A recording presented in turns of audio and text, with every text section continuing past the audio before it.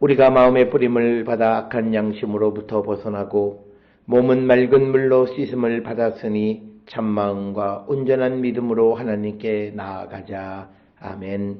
전능하사 천지를 만드신 하나님 아버지를 내가 믿사오며 그 외아들 우리 주 예수 그리스도를 믿사오니 이는 성령으로 잉태하사 동정녀 마리아에게 나시고 본디오 빌라도에게 고난을 받으사 십자가에 못 박혀 죽으시고 장사한 지 사흘 만에 죽은 자 가운데서 다시 살아나시며 하늘에 오르사 전능하신 하나님 우편에 앉아 계시다가 저리로서 산자와 죽은 자를 심판하러 오시리라.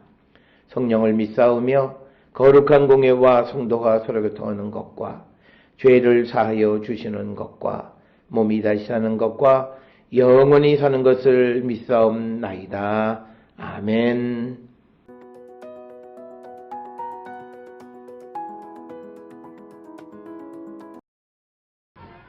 게바가 안디옥에 이르렀을 때에 책망받을 일이 있기로 내가 그를 대면하여 책망하였노라.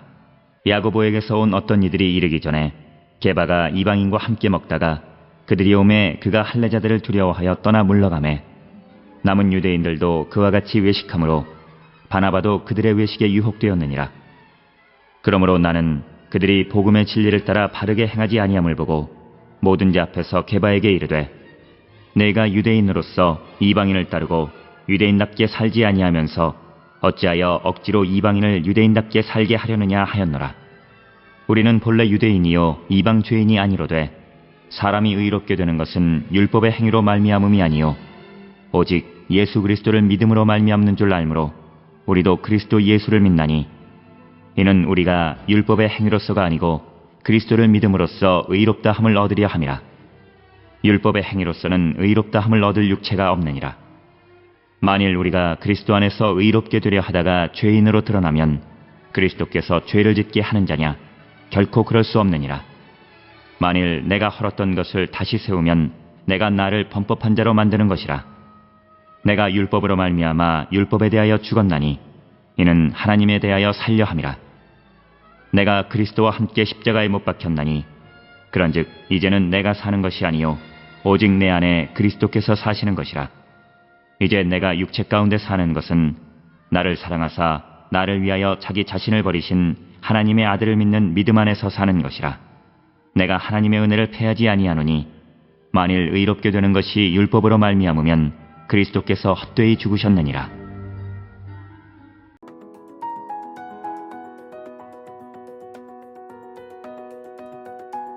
갈라디아서 2장 11절로부터 21절에 있는 말씀은 11절로부터 14절에서는 사도 바울이 안디옥에서 베드로를 나무라는 내용이 기록이 되어 있고 또 2장 14, 15절에서부터 21절까지는 유대인이나 이방인이나 할 것 없이 모든 사람은 믿음으로 구원을 받음을 우리에게 가르쳐주는 그런 말씀이 되겠습니다.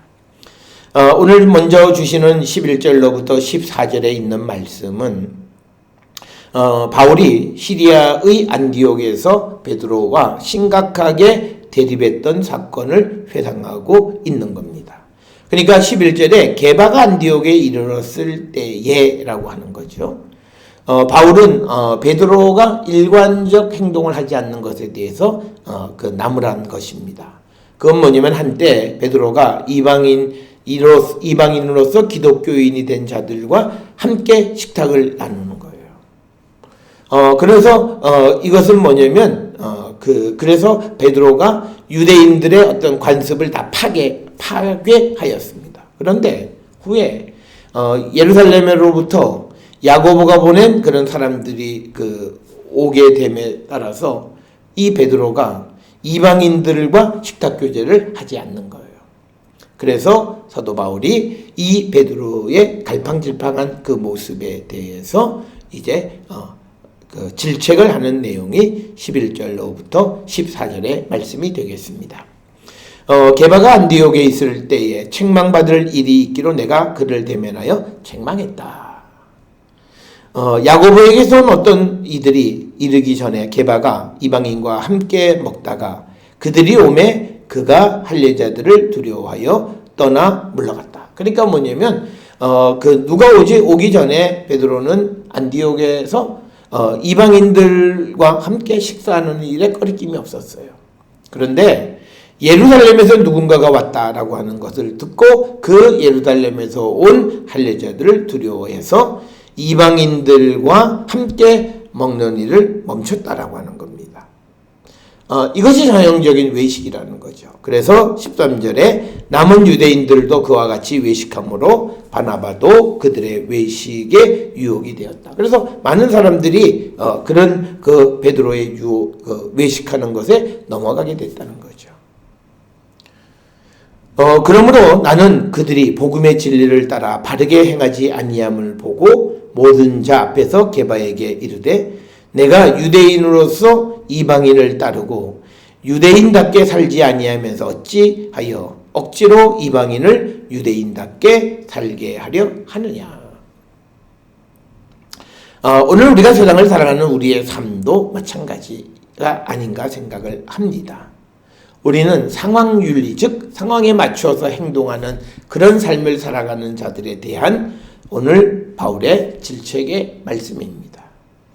그래서 우리가 세상을 살아가는 특히 믿음의 사람들, 예수를 믿는 사람들의 가장 중요한 삶의 자세는 일관성 있는 삶의 모습이고 그 일관성은 하나님의 말씀을 근거로 한 일관성 있는 삶의 자세를 우리가 갖추어야 함을 강조하는 말씀이 바로 오늘 11절부터 14절에 베드로를 질책하는 이 바울의 모습에서 우리가 배워야 할 것이 아닌가 생각을 합니다.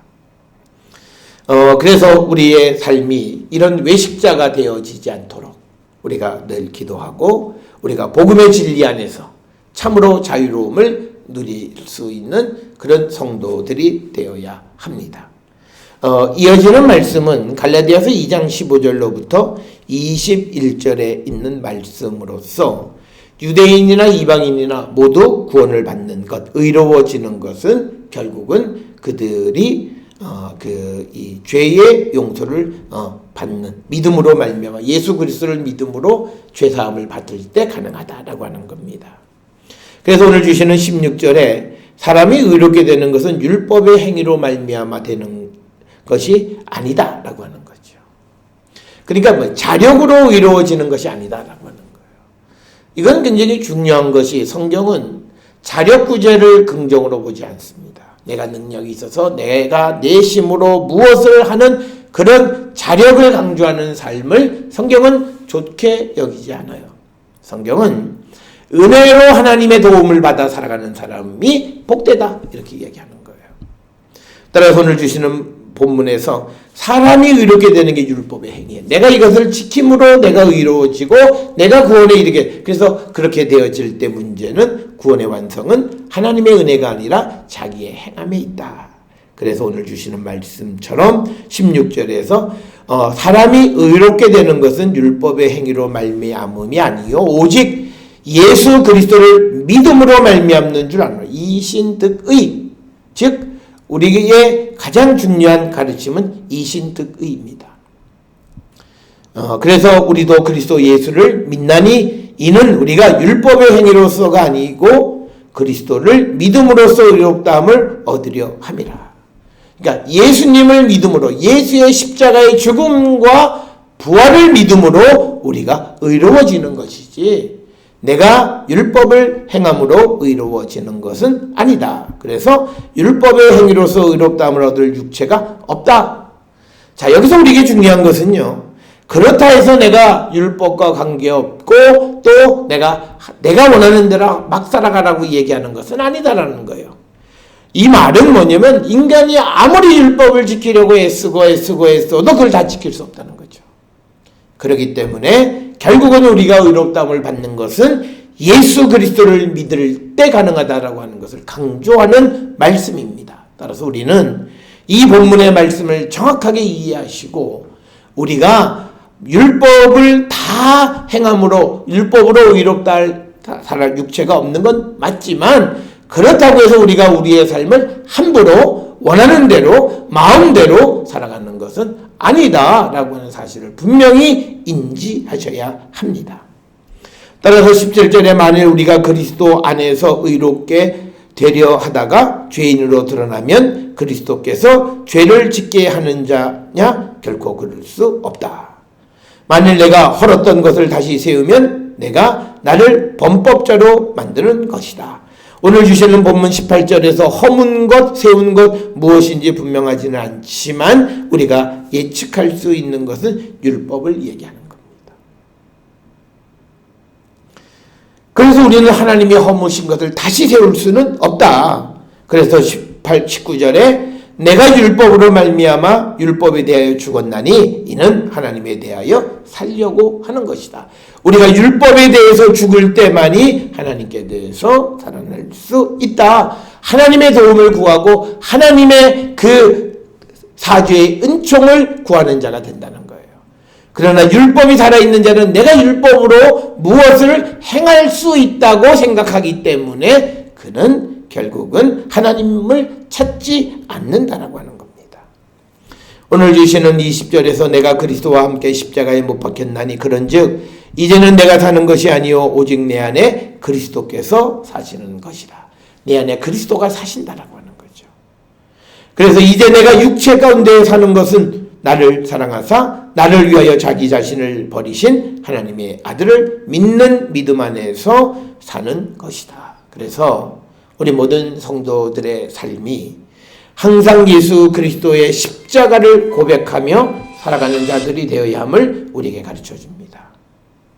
우리 모든 성도들의 삶이 진정으로 예수 그리스도를 믿고 예수 그리스도만을 따르고 예수 그리스도만을 위해서 살아가는 그런 성도들이 되어야 한다라고 하는 겁니다. 내가 하나님의 은혜를 패하지 아니하노니 만일 의롭게 되는 것이 율법으로 말미암으면 그리스도께서 헛되이 죽었다. 우리가 의로워지는 것은 십자가의 죽음과 부활을 통해서만이 가능하다. 이것을 우리에게 분명하게 강조해 주시는 그런 말씀이 되겠습니다. 오늘 주시는 이 본문의 말씀을 통해서 우리 모든 성도들의 삶이 정말 주님만을 바라보고 주의 영광 가운데 나가는 우리 모든 성도들이 될 수 있기를 주의 이름으로 축원합니다. 기도하시겠습니다. 사랑과 은혜가 충만하신 아버지 하나님 은혜를 감사합니다. 우리 모든 성도들의 삶이 예수 그리스도를 통하여 의로워짐을 믿고 주께로 나가고 하나님께 나가는 저희들 되게 인도하여 주시옵소서. 예수님의 이름으로 기도드렸사옵나이다. 아멘.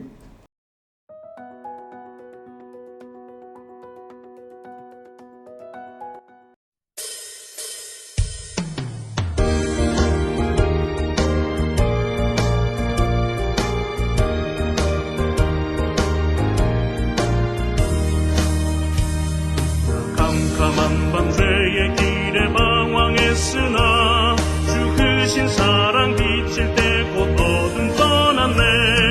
사랑의 빛 오늘 내 맘에 사랑의 빛 항상 있도다. 내가 예수 믿고 죄진 벗은 후 마음속에 항상 그 빛이 있도다. 하늘 덮고 풍랑이 일어나 온 세상 캄캄하여도 내 맘에 길 있네. 사랑의 빛 오늘 내 맘에 사랑의 빛 항상 있도다. 내가 예수 믿고 죄진 벗은 후 마음속에 항상 그 빛이 있도다. 주 함께